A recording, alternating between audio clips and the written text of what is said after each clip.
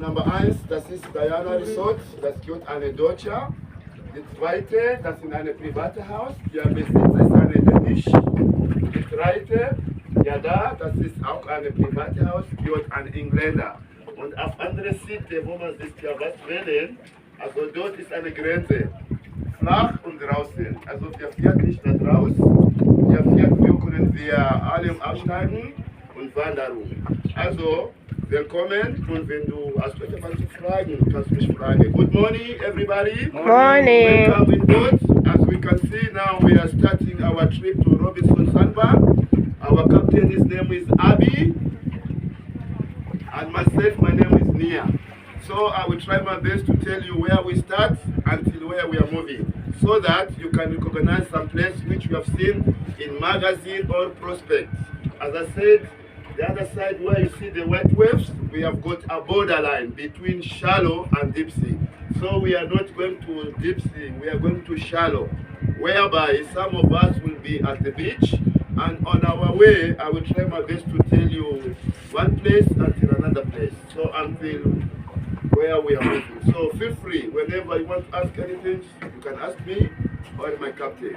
Hakuna matata, karibu. Kwa majina mimi naitwa Nia, kaka Captain Abigail.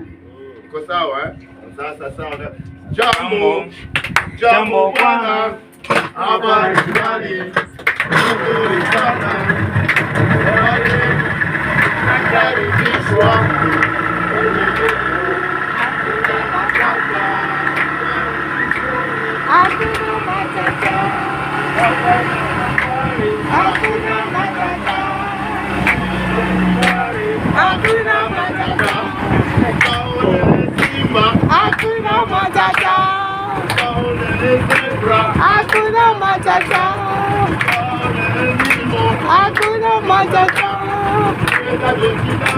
Hakuna matata.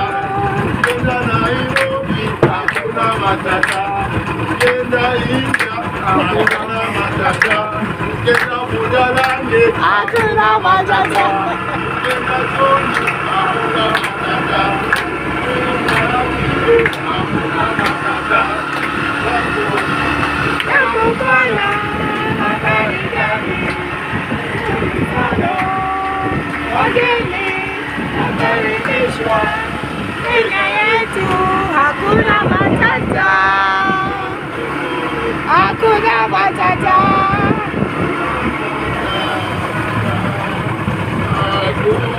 Oh matata.